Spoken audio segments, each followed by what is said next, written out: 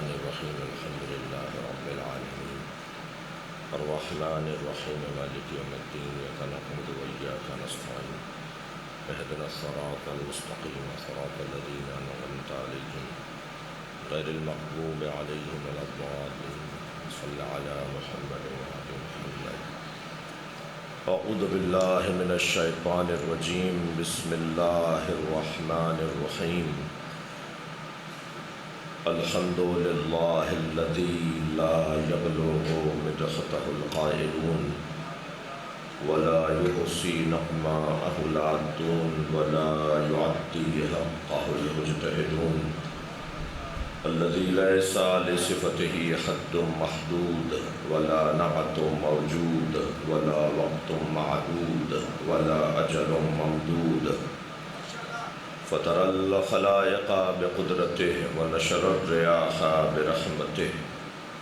الصلاة والسلام على الرسول المسدد المصطفى الأمجد المحمود الأحمد سيدنا ومولانا ومولى الكونين جد الحسن والحسين عاني بالقاسم محمد صلى على وآله الطيبين الطاهرين المعصومين الذين قال الله إنما يريد الله ليذهب عنكم الرجس أهل البيت ويطهركم تطهيرا.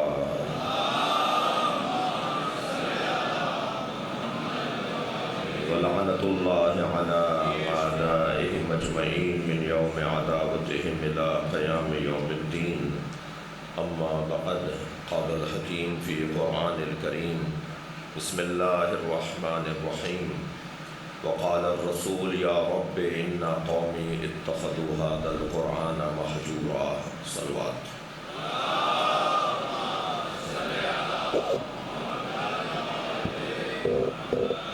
اور بلند صلوات.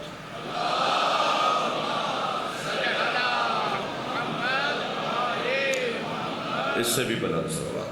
اللہم صل علی محمد وعلی محمد. سورہ مبارکہ الفرقان آیت نمبر 30. اللہ کا کلام جس میں اللہ اپنے حبیب کے کلمات کو، الفاظ کو قرآن کے عنوان سے بیان کر رہا ہے. ہاں، ایسا ممکن ہے کہ الفاظ کسی اور کے ہوں مگر وہ قرآن کہلائیں. انی عبداللہ آتانی الکتاب وجعلنی نبیا، یہ حضرت عیسیٰ کے الفاظ ہیں، مگر یہ قرآن ہے یا نہیں؟ بڑا جاگتا ہوا مجمع ہے. الحمدللہ رب العالمین یہ قرآن ہے یا نہیں؟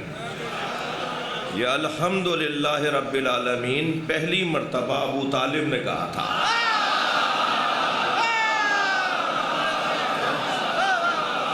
اللہ کو اتنا اچھا لگا کہ پورے قرآن کے برابر کا وزن رکھا ہے سورہ الحمد کا. لَقَدْ آتَيْنَا سَبْعًا مِّنَ الْمَثَانِي وَقُرْآنِ الْعَظِيمِ. ہم نے سورہ الحمد اور قرآن دو چیزوں کو ہم نازل کر رہے ہیں. پورا قرآن ایک طرف اور 7 آیتوں والا سورہ ایک طرف. اور وہ جو قرآن کا ہم وزن سورہ ہے اس کے پہلے الفاظ حضرت ابو طالب کے ہیں. تو یہ ممکن ہے کہ کلام کسی اور کا ہو مگر اللہ کو اتنا اچھا لگے کہ اللہ اسے قرآن بنا دے. اسی طرح یہ آیت جو میں نے آپ کے سامنے تلاوت کی، یہ الفاظ سرکار دو جہاں کے ہیں اور قرآن کا عنوان رکھتے ہیں. وقال الرسول یا رب ان قومی اتخذوا هذا القرآن مہجورا. محشر میں رحمت للعالمین شکایت کریں گے. شکایت اور رحمت للعالمین دونوں باتوں کو کیسے جوڑیں گے؟ جو رحمت للعالمین ہے وہ شکایت کیوں کرے گا؟ یہ قرآن ہے بھائی. قرآن پہ شک کرنے والے پہ شک ہوتا ہے. قرآن پہ شک نہیں کیا جائے گا. یہ قرآن کی آیت ہے.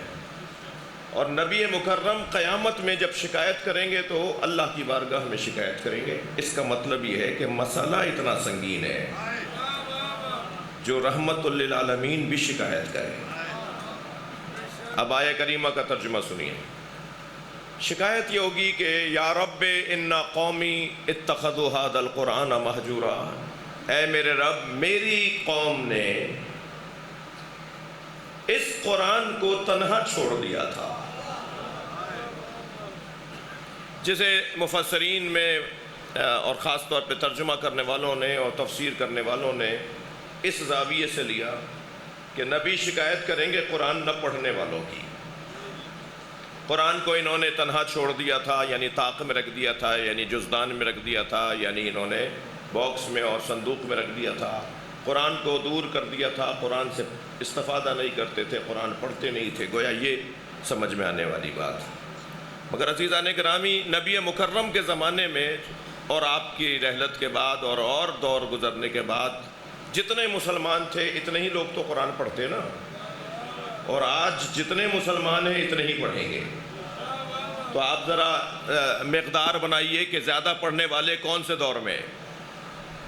دنیا میں واحد کتاب ہے جو کثرت سے چھاپی جاتی ہے، کثیر الاشاعت کتاب اگر کوئی ہے تو وہ قرآن ہے۔ واحد کلام ہے جسے حفظ کیا جاتا ہے۔ اس پاکستان میں 1000 سے زیادہ تو شیعہ حافظان قرآن ہے۔ اتنی بڑی تعداد میں برادران اہل سنت کے ہاں حافظان قرآن ہے۔ اس وقت قرآن زیادہ پڑھا جا رہا ہے یا نہیں؟ قرآن کثرت سے پڑھا جا رہا ہے۔ قرآن جو نہیں پڑھتے تھے وہ بھی اب پڑھ رہے ہیں، اور جیسے جیسے دور آگے بڑھے گا تو قرآن پڑھنے والوں میں اضافہ ہوگا نا۔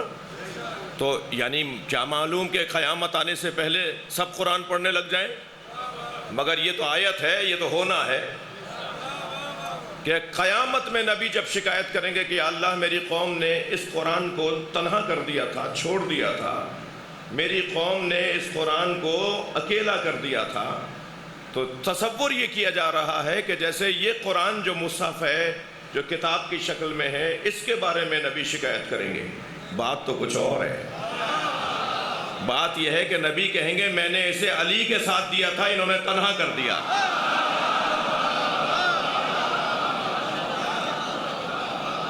تھک گئے آپ میری باتوں سے، مجھے اندازہ ہے یہ 3-4 گھڑیاں لگی ہوئی ہیں، سب علیحدہ علیحدہ ٹائم بتا رہی ہیں۔ تو جی وہ جو بڑی گھڑی لگ رہی ہے وہ صحیح ٹائم بتا رہی ہے۔ آپ کی بیداریاں بتائیں گی کہ ابھی ویسے بھی علی والوں کی زندگی میں شام نہیں آتی۔ ابھی میں جب آیا تو میرے بھائی جو ابھی نظامت کر رہے تھے، کیا نام ہے، صداقت، ابھی کچھ کہہ رہے تھے کہ یہاں 13 ربیع الاول کو کوئی آ کر کچھ الٹی سیدھی باتیں کرتا ہے۔ تو میں تو صرف اتنا کہوں گا ان کی حیثیت نہیں ہے جو ہماری دشمنی کرے۔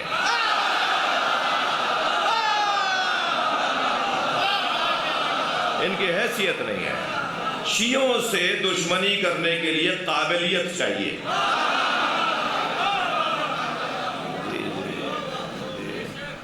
یہ غیر معیاری لوگ، اب تو پاکستان کی ریاست نے بھی انہیں گندگی کے ڈھیر پہ ڈال دیا ہے۔ صلوات پڑھنے ذرا محمد و آل محمد، اور بلند صلوات نبی کی ذات پر پڑھنے۔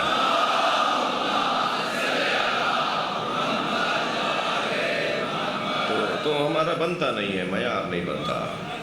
یہ تو یہ ہم ان کے بڑوں کا پاک ممبر پہ نام نہیں لیتے۔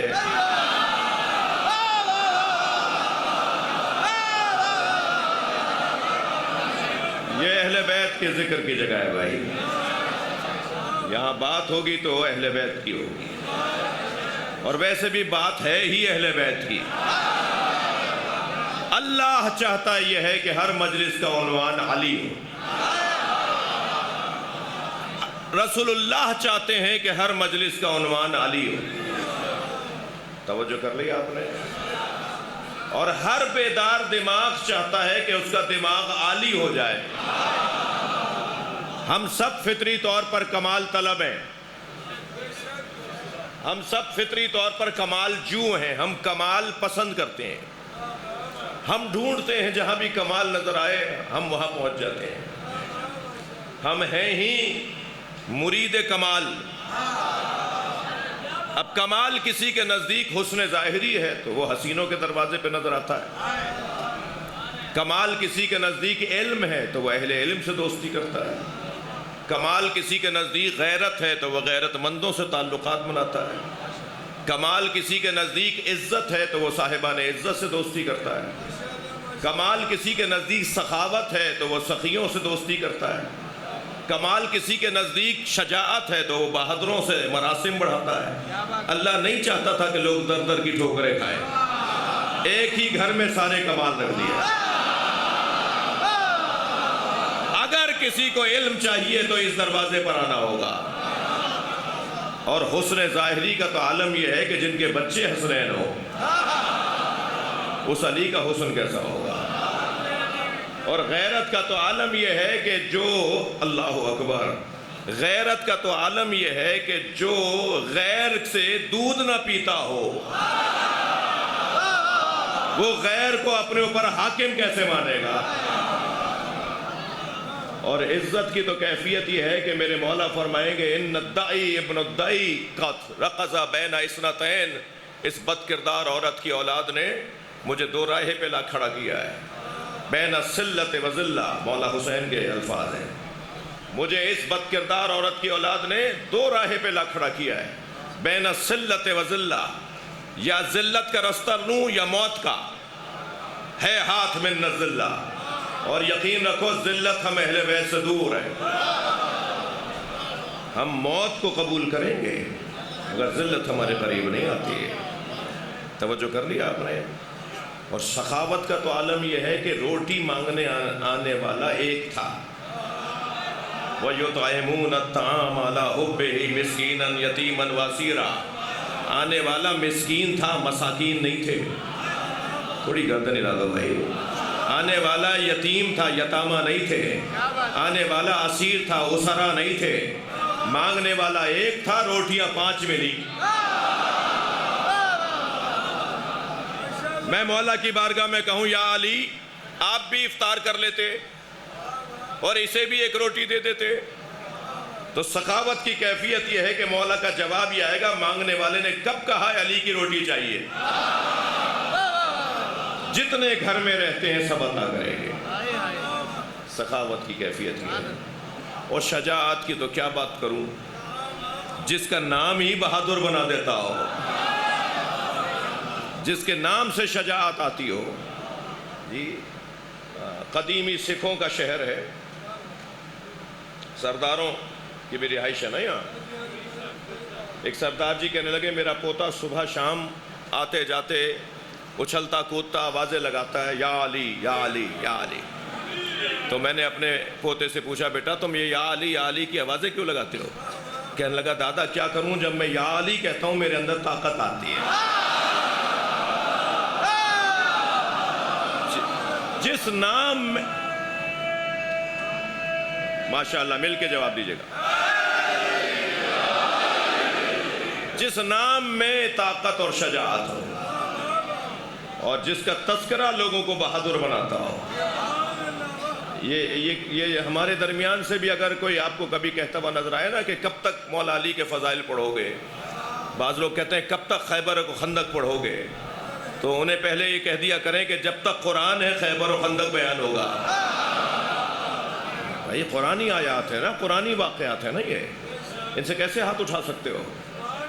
یہ تو مجھ خطیب کا اور ہم ذاکرین کا ہنر ہے کہ ہمیشہ ایک نئے پہلو کی طرف توجہ دلائیں. جب کسی نے مولا علی سے پوچھا جب آپ میدان میں جاتے ہیں تو پہلے کسے مارتے ہیں، جب آپ میدان میں جاتے ہیں تو کیا سواروں کو پہلے مارتے ہیں، لوہا جو زیادہ پہنے ہوئے انہیں پہلے مارتے ہیں، لمبے قد والوں کو زیادہ مارتے ہیں؟ آپ جب میدان میں جاتے ہیں تو پہلے کسے مارتے ہیں؟ تو مولا نے مسکرا کے فرمایا سرداروں کو مارتا ہوں، مزدوروں کو نہیں مارتا.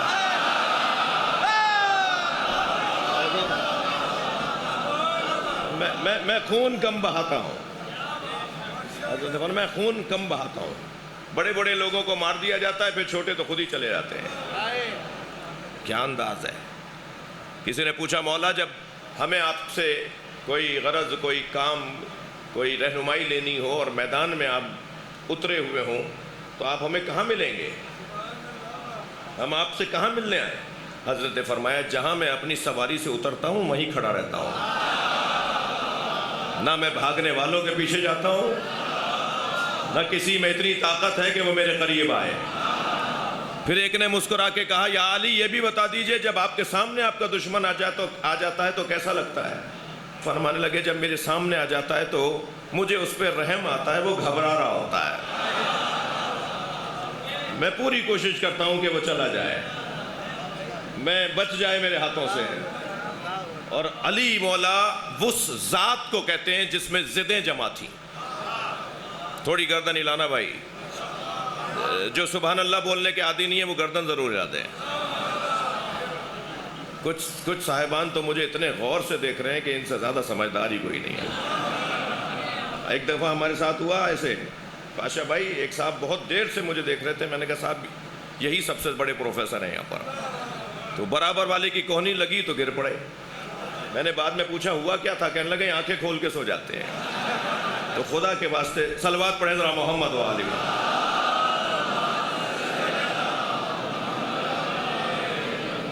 بات تھوڑی سی آگے جائے. اچھا زبردستی بھی نہیں ہے، زبردستی نہیں ہے. آپ کو بات اچھی لگے تو گردن ہلا دیجیے گا. زبردستی تو میں مجلس بنانا نہیں چاہ رہا تھا. بات آگے بڑھے. مولا علی اس ذات کو کہتے ہیں جس ذات میں ضدیں جمع تھیں، جو جامع الازداد ہونا اسے سمجھنا ناممکن ہے، اس کی معرفت ناممکن ہے. ضدیں جمع ہونا اس وقت رات ہے نا، کوئی کہے اسی وقت میں دن بھی ہے، یہیں پر مت بتائیے گا مجھے کہ اس ملک میں دن ہے. یہیں پر رات بھی ہو اور یہیں پر دن بھی ہو، کیسے ہوگا؟ یہ نہیں ہو سکتا نا جی. علی اس ذات کو کہتے ہیں جس میں ضدیں جمع تھی. مثلا جو حاکم ہوتا ہے وہ زاہد نہیں ہوتا، اور جو زاہد ہوتا ہے وہ حاکم نہیں ہوتا. علی زاہد ایسے ہیں کہ ہر ولی اپنا مرشد علی کو مانتا ہے. لہذا اچ شریف ہے، دہلی شریف ہے، سہون شریف ہے، مگر نجف اشرف ہے. ہر زاہد علی کو اپنا مولا مانتا ہے. علی اتنے بڑے زاہد ہیں. اور حاکم ایسے ہیں کہ ابھی 2005 کے اندر کوفی عنان سیکرٹری جنرل اقوام متحدہ نے اعلان کیا، خطوط لکھے اقوام متحدہ کی طرف سے پوری دنیا کے 156 ممالک کو، اور کہا کہ جس کے پاس اچھی حکومت چلانے کا نظام ہے، مشورے ہیں، مقالے ہیں، تحقیقات ہیں، ریسرچ ہے، وہ ہمیں بھیجیں تاکہ ہم انہی نکات کو پوری دنیا کے حکمرانوں کو بھیجیں کہ ایسے حکومت چلاؤ. تو لوگوں نے بڑی بڑی تحریریں لکھی، سینکڑوں کی تعداد میں تحریریں پوری دنیا سے جمع ہوئیں. اور کسی ایک مولا کے مرید نے مولا علی کا خط بھی بھیج دیا، جو حضرت مالک اشتر کو مولا علی نے گورنر بناتے ہوئے لکھا تھا. اور جب وہ تحقیقات کا عمل مکمل ہوا اور اختتامی خطاب کیا کوفی عنان نے، وہ کٹنگ بھی میرے پاس موجود ہے، تو اس نے اس اختتامی خطاب میں کہا کہ ہمارے پاس تحریریں تو بہت آئیں پوری دنیا سے، مگر ان ساری تحریروں میں سب سے بلند تحریر مسلمانوں کے خلیفہ علی کی ہے.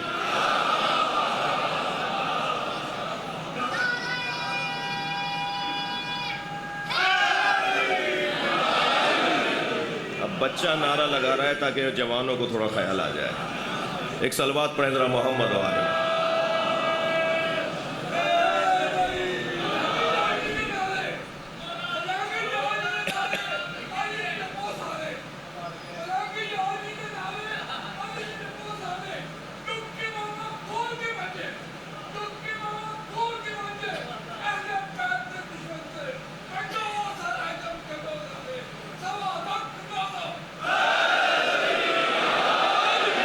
ماشاءاللہ ماشاءاللہ.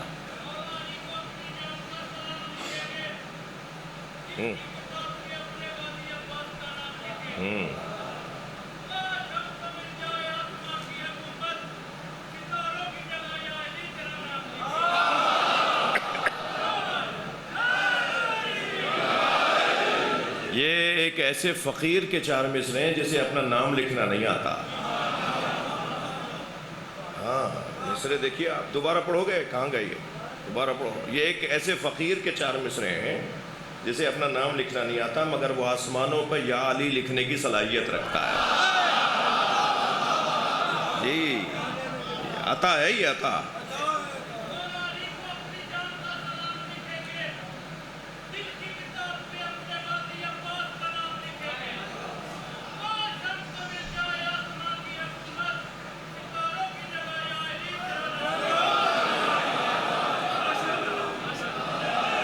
بات تھوڑی سی آگے جائے.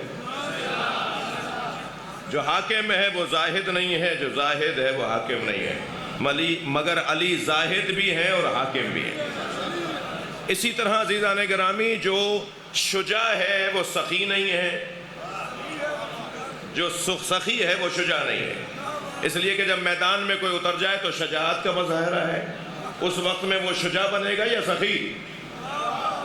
علی ابن ابی طالب میدان میں سخی بھی ہیں, شجاع بھی ہیں. جب علی کے دشمن کی تلوار ٹوٹ جائے تو علی تو نہتے پہ ہاتھ اٹھاتے نہیں ہیں. میرے مولا نے اپنی تلوار کو نیام میں رکھا, گھوڑا موڑ کے جانے لگے تو ایک مرتبہ اس کی آواز آئی, حبلی سیفک یا علی, یا علی اپنی تلوار مجھے دے دے. علی نے پھر رخ موڑا اور اپنی تلوار نکال کے اس کی طرف پھینک دی. فضا میں اڑتی ہوئی تلوار کو اس نے جھپٹا اور آگے بڑھتے ہوئے, تلوار تانتے ہوئے آگے بڑھتے ہوئے علی کے قریب آ کر, مگر مجھے ایک جملہ کہنے دیجئے, جب مولا علی کی ہی تلوار لے کر وہ مولا علی کے قریب آ رہا تھا نا, تو علی کے چہرے کا اطمینان اسے مار رہا تھا.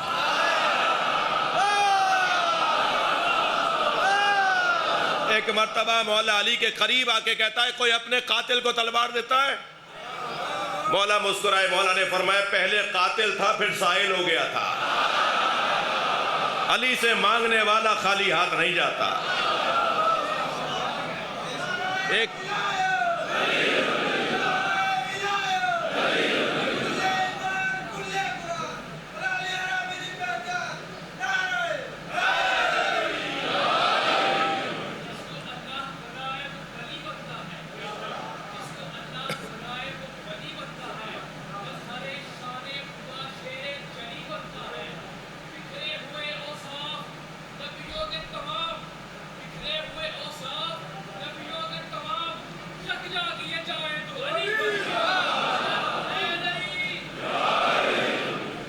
ایک ہی وقت میں, جی حضور,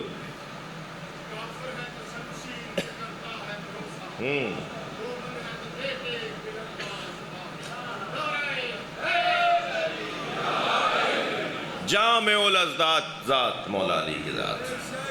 تھوڑی سی بات آگے جائے. جس کی رائٹنگ اچھی ہوتی ہے نا, اس کا ہاتھ نرم ہوتا ہے. کبھی ہاتھ ملائیے, نرم قورمے والے جو لوگ ہوتے ہیں ان کی رائٹنگ اچھی ہو سکتی ہے, لیکن جس کا ہاتھ سخت ہوتا ہے اس کی رائٹنگ اچھی نہیں ہوتی. جو لوہا اچھا چلاتا ہے اس کا ہاتھ سخت ہوتا ہے, جو قلم اچھا چلاتا ہے اس کا ہاتھ نرم ہوتا ہے. علی علی ہے بھائی.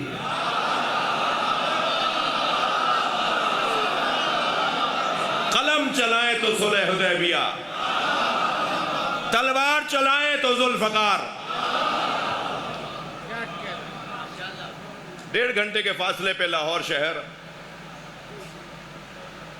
1.5 گھنٹہ ہے نا جی. وہاں کے ایک ڈاکٹر صاحب نے کہا کہ جب نبی نے کاغذ اور قلم مانگا تھا تو کاغذ اور قلم تو علی کے پاس ہوتا تھا, شیعوں کی ناراضگی کہیں اور کیوں ہے؟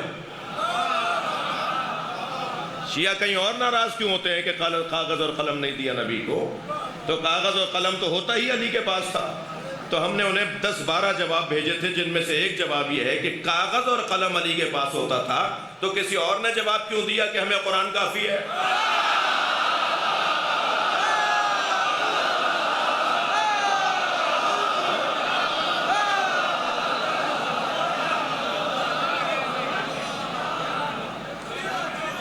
توجہ ہے قلم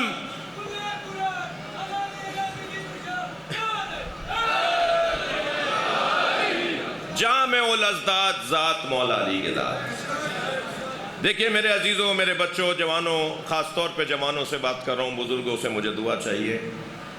یہ اگر کوئی ایک جملہ بھی اپنے پلے سے باندھ کے چلے جائیں، اپنے دامن میں لے کے چلے جائیں، تو میری محنت ثمارت ہو جائے گی۔ بانیان کی محنت، ذاکرین کی یہ خرچہ کرنا بانیان کا، یہ سب حاصل ہو جائے گا اس کا۔ جی اللہ کو تکبر پسند نہیں ہے، خبردار غرور مت کرنا، اور ویسے بھی علی والوں کو غرور جچتا نہیں ہے۔ میں لفظوں کو اور بہتر کرتا ہوں، ماتمیوں کو غرور جچتا نہیں ہے، اس لیے کہ ہم سب یہاں پر امام بارگاہ کے اندر بہت ہی اہتمام کے ساتھ، انتظام کے ساتھ، عاجزی کے ساتھ بیٹھے ہوئے ہیں۔ بہت سارے لوگ ہوں گے جنہیں گدے، تکیے اور تبیز نشستوں اور نرم صوفوں کے علاوہ چین نہیں آتا ہوگا۔ اسی جگہ میں دیکھ رہا ہوں بعض جگہ تو پہلو بدلنے کی جگہ نہیں ہے، بعض جگہ جیسے بچہ بیٹھا ہے نا ایسے ہی بیٹھا رہے گا، اور جانے کا راستہ بھی نہیں ہے۔ جی بدن کو تکلیف ہے نا، مگر روح کو غذا مل رہی ہے۔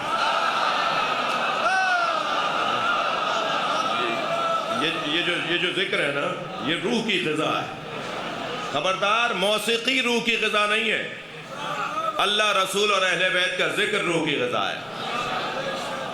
جتنا زیادہ اہتمام کے ساتھ، اب یہ جو ہم زمین پر بیٹھ گئے، بہت سارے لوگ حیثیتوں والے لوگ ہیں مگر یہاں پر زمین پہ بیٹھے ہوئے ہیں، تو یہ ہمیں مشق کروائی جا رہی ہے، ہمیں ممارست کروائی جا رہی ہے، ہمیں تمرین کروائی جا رہی ہے کہ اپنی انا سے ہاتھ اٹھاؤ، اپنی ذات سے ہاتھ اٹھاؤ۔ بادشاہ بھائی میرا پرانا جملہ ہے، تکرار کر رہا ہوں، ہم سب امام بارگاہ میں مجلس میں فرش اعضا پر جوتیاں اتار کے بیٹھتے ہیں نا، ہم سب جوتیاں اتار کے بیٹھے ہیں نا، گردن ہلا دو بھائی، ہم سب جوتیاں اتار کے بیٹھے ہیں نا۔ مولا علی نے جوتیوں کا نام دنیا رکھا ہے، ہم اپنی دنیا باہر چھوڑ کر آتے ہیں۔ کوئی کچھ بھی ہوگا مگر یہاں فقیر حسین ہے۔ باہر نکلے گا تو فیکٹری کا مالک ہے، باہر جائے گا تو ڈائریکٹر صاحب ہے، باہر جائے گا تو سیکٹری ہیں فلاں وزارت کے، مگر یہاں سب حسین کے فقیر ہیں۔ یہ جو ذات کی نفی ہے، یہ جو اپنی ذات سے ہاتھ اٹھانا ہے، یہ فقیروں کا کام ہے۔ اللہ کرے ہم سب پیسے والوں کو اللہ فقیر بنا دے۔ نہیں بولے الہی آمین، نہیں بولا سب نے، الہی آمین نہیں بول رہے بھائی، کیا بات ہے؟ فقیر مانگنے والے کو نہیں کہتے، فقیر محتاج کو نہیں کہتے، فقیر بھیک مانگنے والے کو نہیں کہتے، فقیر تو اپنے مولا پہ توکل بانٹنے والے کو کہتے۔ مجھے فقیر مل نہیں رہے، آپ کو ملے تو مجھے ملوائیے گا۔ یہ جو چارواہوں پہ کھڑے ہوئے بھیک مانگ رہے ہوتے ہیں، یہ فقیر نہیں ہے، ذلیل ہے۔ فقیر تو ہوتا ہی کچھ اور ہے۔ اور میں ان بچوں جوانوں سے، حیثیت والے بچوں جوانوں سے، جن کے پاس جن کے ماں باپ نے ان کو پیسہ چھوڑا ہے، پیسے والے اور ماں باپ کی اولادوں سے کہہ رہا ہوں، خبردار کسی کا کالر ادھڑا ہوا ہو، پائچہ پھٹا ہوا ہو، بٹن اس کے ٹوٹے ہوئے ہوں، چپل دو طرح کے پہنے ہوئے ہو، اس کو ذلیل اور حقیر مت سمجھنا۔ اللہ نے اپنے ولیوں کو فقیروں میں چھپایا ہوا ہے۔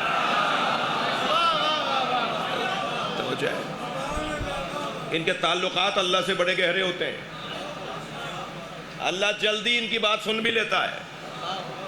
جی جو سادہ زندگی گزار رہے ہوتے ہیں، جو اپنی ذات سے ہاتھ اٹھائے ہوئے لوگ ہوتے ہیں نا، ان کی اللہ جلدی سنتا ہے۔ ایسے ہی ایک فقیر بازار سے گزر رہا تھا، دودھ والے نے آواز لگا کے کہا دودھ پیو گے؟ تو پہلے تو اس کی دکان کو خوب غور سے دیکھا، یہ ہر ایک کا کھاتے نہیں ہے، ہاں یہ ہر ایک کا کھاتے نہیں ہے۔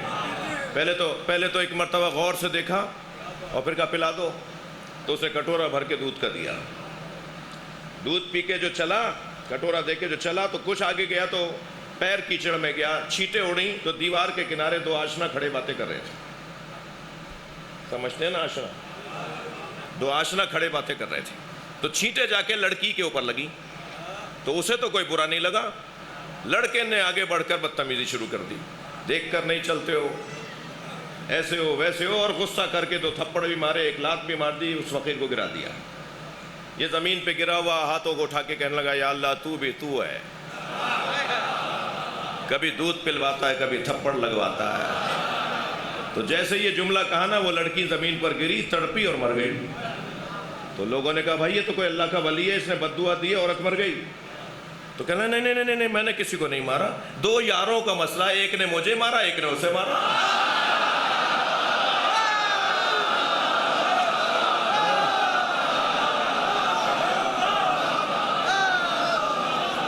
تو بھائی ان کے تعلقات صلوات پڑھنے محمد و آل محمد.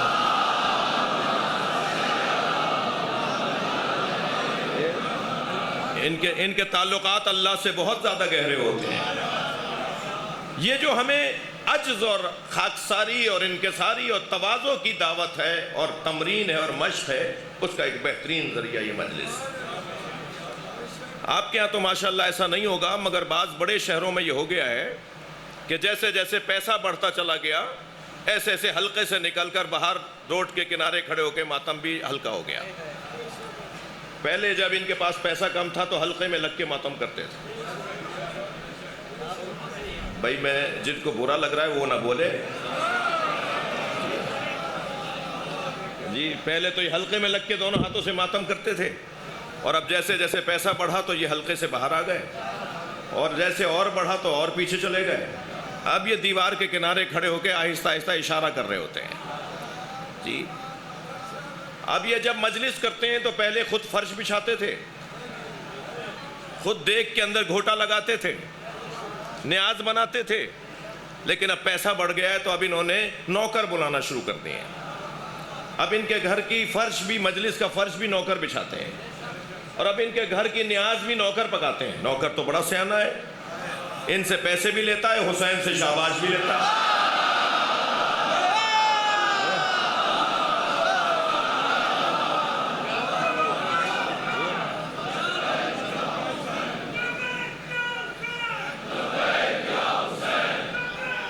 جی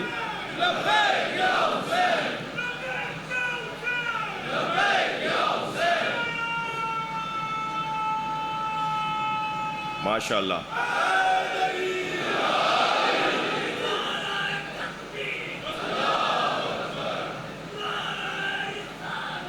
یا رسول اللہ.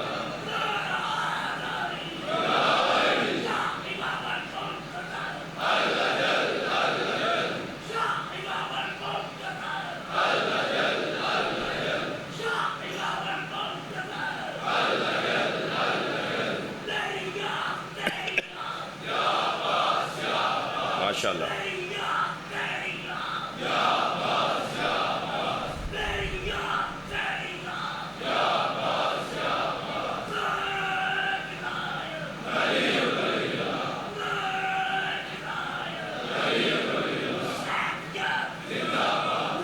جواب دو بھائی.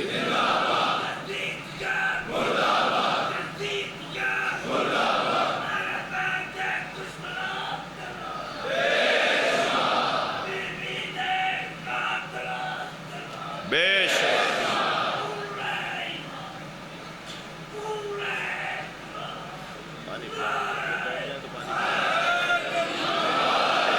بلند صلوات.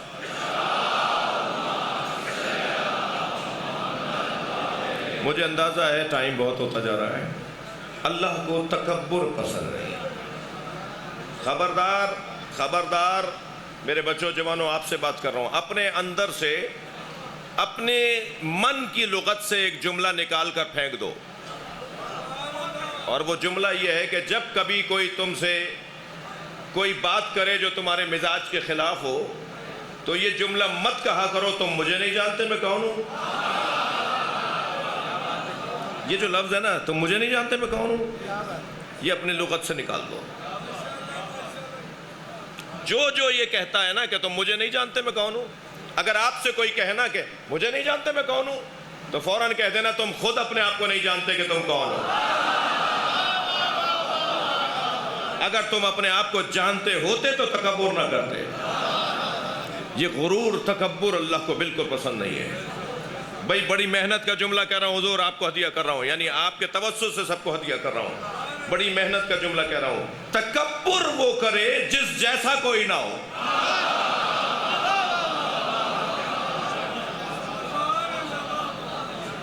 تکبر کیسے کر رہے ہو بھائی؟ تم جیسے تو 50 ایسے، فلاں جیسے تو 50 دنیا کے اندر موجود ہیں.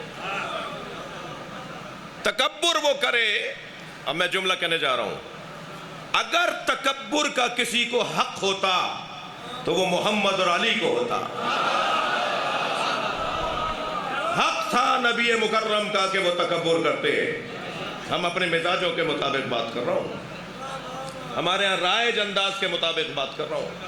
اس کے مطابق حق تھا تو تھا علی کو، مگر جن کو حق تھا انہوں نے تو تکبر نہیں کیا، انہوں نے تو کبھی غرور نہیں کیا۔ بھئی آپ کی سماعتیں میرے ساتھ ہیں، میں ایک نتیجہ خیز چند جملے کہنے جا رہا ہوں۔ جس جیسا کوئی نہ ہو وہ تکبر کرے، علی یوں تکبر نہیں کریں گے کہ علی جیسے کو فاطمہ کہتے ہیں۔ اس پوری کائنات میں نبی جیسے کو علی کہتے ہیں، اس پوری کائنات میں سیدہ جیسے کو مولا علی کہتے ہیں۔ تکبر کرنے والے کم سے کم 5 وجہ سے تکبر کرتے ہیں۔ خفا ہو رہے ہیں آپ مجھ سے؟ نہیں، 5 سبب بنتے ہیں کم سے کم، زیادہ آپ مجھے بتا دیں گے لیکن کم سے کم موٹے موٹے 5 سبب، تکبر کے موٹے موٹے 5 سبب۔ سب سے پہلا ایک سبب، تکبر کیا جاتا ہے زمینداری کی بنیاد پر۔ بھائی ان کی 600 ایکڑ کی زمین ہے، ان کی 1000 ایکڑ زمین ہے، یہ 2000 ایکڑ کے زمیندار ہیں، یہ تکبر ہو، سینہ چوڑا کر کے چل رہے ہیں، پیر پٹک پٹک کے چل رہے ہیں، کبھی ہاریوں کو الٹی سیدھی باتیں کہہ رہے ہیں، کبھی اس بنیاد کے اوپر بہت ساری غلط باتیں کر رہے ہیں۔ تکبر کا ایک سبب زمینداری ہے، تکبر کا ایک سبب زمینداری ہے۔ تکبر کا دوسرا سبب لباس ہے، کپڑے۔ یہ مہنگے کپڑے پہن کے اپنے آپ کو سمجھتے ہیں یہ بھی مہنگے ہو گئے۔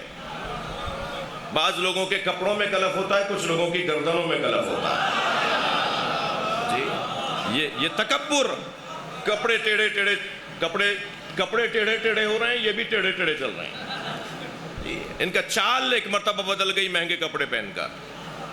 وہ ہمارے ہاں سندھ کے اندر سب سے مہنگا جو کپڑا ایک زمانے میں ہوتا تھا اسے کہتے تھے بوسکی، کیا؟ ٹھیک ہے، تو وہ ایک صاحب کہنے لگے، اذان ہو رہی ہے، اعلان ہو رہا ہے، اذان ہو رہی ہے۔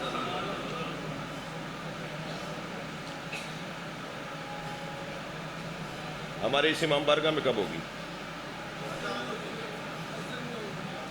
کتنے بجے؟ اچھا، اذان کے احترام میں رک رہا ہوں۔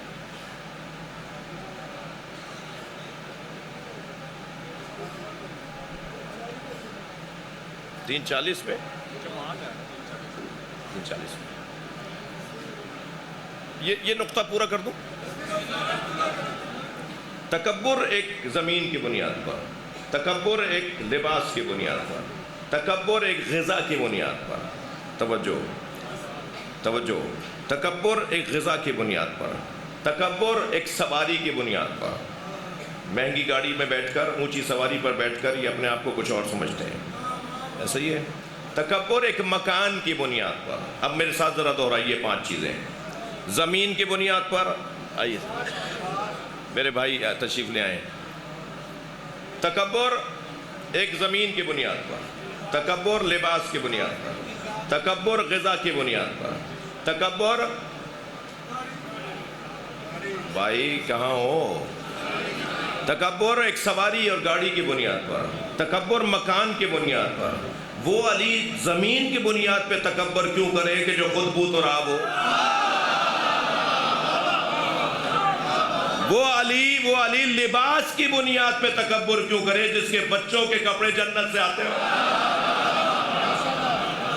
وہ علی سواری کی بنیاد پہ تکبر کیوں کرے گا جو دوش نبی کا سوار ہو؟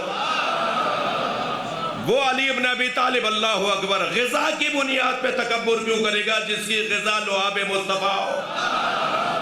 وہ علی ابن ابی طالب مکان کی بنیاد پہ تکبر کیوں کرے گا جو کعبے میں دنیا میں آیا ہو؟ اگر تکبر کرنا تھا تو ایسے لوگوں کو کرنا تھا۔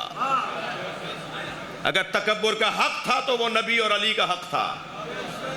علی والے تکبر نہیں کرتے، نبی والے تکبر نہیں کرتے۔ خبردار، تکبر ایک ایسی بیماری ہے کہ جو کسی کو پریشان دیکھ کر خوشی میں مبتلا کرتی ہے، اور حسین والے تو کسی کو پریشان دیکھتے ہیں تو پریشان ہو جاتے ہیں۔ جب جناب زینب نے بی بی سکینہ سے پوچھا سکینہ تم کہاں لیٹی ہو؟ شام غریبہ میں جو بچی کو ڈھونڈتے ہوئے پہنچی نا تو کیا دیکھا ایک نشیب میں ایک لاشے کے قریب، جس لاشے پہ پتھر پڑے ہوئے ہیں، نیزے پڑے ہوئے ہیں، ٹوٹی ہوئی تلواریں پڑی ہوئی ہیں، اس لاشے کے قریب جناب سکینہ سو رہی ہیں۔ قریب جا کر بچی کو پیار کیا اور کہا سکینہ کہاں سو رہی ہو؟ کہا پھوپھی اماں جب میرے دامن میں آگ لگی میں بابا کو پکار رہی تھی بابا مجھے بچاؤ، تو اسی لاشے سے آواز آئی سکینہ میرے قریب آ جاؤ۔ پھوپھی اماں یہ میرے بابا کا لاشا ہے۔ جناب زینب نے فرمایا سکینہ تمہارے بابا نے اور کیا کہا؟ کہ بابا نے کہا میرے شیعوں کو جا کے سلام کہنا اور کہنا جب ٹھنڈا پانی پئیں تو میری پیاس کو یاد رکھیں۔ عزیزارو، اہل بیت کے اوپر رونے والا، حسین مولا پہ رونے والا اسیروں کا تماشا نہیں دیکھتا، کسی کو پریشان دیکھ کر خوش نہیں ہوتا، بلکہ یہ علامت ہے عزاداروں کی کہ کسی کو پریشان دیکھ کر پریشان ہو جاتے ہیں۔ آپ کی آوازیں بلند ہو گئیں، مجلس کا سلسلہ جاری رہے گا۔ میں صرف آپ سے چاہتا ہوں کہ 2 لمحے میرے ساتھ اور رہیے۔ حسین صبح سے عصر تک لاشیں اٹھاتے رہے، سارے لاشیں نبی زادے نے خود اٹھائے ہیں، حتیٰ غلاموں کے لاشیں بھی کسی کو اٹھانے نہیں دیے۔ جب کوئی بڑھ کر کہتا تھا نا مولا یہ غلام ہے، فرماتے تھے میرا مہمان ہے۔ حر نے آگے بڑھ کر کہا مولا یہ غلام زادہ ہے۔ جب حر کے بیٹے علی ابن حر کا لاشا اٹھایا نا امام نے، تو امام سے فرمایا حضرت حر نے کہ یہ آپ کا غلام زادہ ہے؟ تو فرمایا حر جوان کی میت باپ نہیں اٹھاتا۔ سلام ہو حسین ابن علی پر، جب لاشا علی اکبر کا اٹھا رہے تھے نا تو کوئی نہ تھا جو آگے بڑھ کے کہتا کہ جوان کی میت باپ نہیں اٹھاتا۔ عزاداروں، مجلسی لوگ ہیں، عزادار لوگ بیٹھے ہیں، میرے بھائی ذاکر اہل بیت تشریف فرما ہے۔ میں خود پریشان تھا اس بات کے اوپر جب یہ روایت میں پڑھتا تھا کہ امام حسین نے بیٹے کا لاشا اٹھایا۔ ائمہ معصومین سے تو ترک اولا بھی نہیں ہوتا، لیکن میرا مسئلہ جب حل ہوا کہ جب علامہ نقل صاحب نے یہ مسائل پڑھے کہ جب حسین لاشا اٹھانے لگے نا تو برابر سے ایک بی بی کی آواز آئی، اور وہ بی بی جناب زینب تھی۔ سلام کر کے کہنے لگی بھیا یہ لاشا زینب اٹھائے گی۔ کربلا کے میدان میں واحد شہید ہے جس کا لاشا جناب زینب نے اٹھایا ہے۔ بہت گریہ ہو گیا، مصائب ہو گئے، آپ کی آوازیں بلند ہو گئی۔ مجھے 2 جملے اور کہنے دیجئے۔ سلام ہو حسین ابن علی پر جنہوں نے لاشیں تو بہت اٹھائے مگر 4 لاشوں پہ بہت روئے۔ ایک لاشا قاسم کا لاشا، تھکے نہیں، جن کے مذہب میں رونا جائز ہے، جن کے ائمہ نے حکم دیا ہے کہ جب حسین کا ذکر ہو تو ایسے رویا کرو جیسے تمہارے گھر میں کوئی جوان کی میت اٹھ رہی ہے۔ پہلا لاشا جس پر امام بہت روئے ہیں وہ حضرت قاسم کا لاشا ہے۔ دوسرے لاشے کا نام سنیں گے وہ علی اکبر کا لاشا ہے۔ تیسرے لاشے کا نام سنیں گے وہ عباس علمدار کا لاشا ہے۔ چوتھے لاشے کا نام سنیں گے وہ لاشا بہت چھوٹا تھا مگر حسین سے اٹھتا نہیں تھا، کبھی آگے جاتے تھے انا للہ، کبھی الٹے پیر واپس آتے تھے رضاً بقضائہ و تسلیما اجرکم اللہ، اجرکم اللہ۔ میرے حصے کا خطاب مکمل ہو گیا مگر ایک منزل اور آگے آ جائیے۔ کوئی 3-4 سال پہلے ایک محرم کی 6 تاریخ کو ایک جوان میرے پاس آیا، 6 محرم تھی، مجھ سے کہنے لگا مولانا میں مچھلی خرید کے لایا ہوں۔ میں نے اپنی بڑی بہن باجی سے کہا مجھے مچھلی تل دو، تو دادی تخت پہ بیٹھی ہوئی نماز پڑھ رہی تھی۔ ایک مرتبہ انہوں نے نماز مکمل کر کے فوراً آواز دے کر کہا بیٹا محرم میں مچھلی نہیں کھاتے۔ میں نے دادی سے کہا دادی حلال تو حلال ہے محرم ہو یا ربیع الاول۔ تو کہنے لگی ہاں تم جدید زمانے کے لوگ ہو نا، ہم بڑے بوڑھوں کی باتیں تم مانتے نہیں ہو، جا کے مولانا سے پوچھ لو اگر وہ اجازت دے تو کھا لینا۔ تو مولانا میں آپ سے پوچھنے آیا ہوں آج 6 محرم میں مچھلی کھا لوں؟ وہ بول رہا تھا اور میں رو رہا تھا۔ میں نے کہا میں اتنا بڑا عالم نہیں ہوں، مجھے اس کا جواب نہیں آتا، تم دادی کی بات مان لو۔ کہنے لگا میں سمجھا نہیں۔ میں نے کہا دادی کی بات مان لو، حسین نے علی اصغر کے تڑپنے کو مچھلی کے تڑپنے سے تعبیر، اما ترونا کیف یتلذا، دیکھ نہیں رہے میرا بچہ مچھلی کی طرح منہ کھولتا ہے، مچھلی کی طرح منہ بند کرتا ہے۔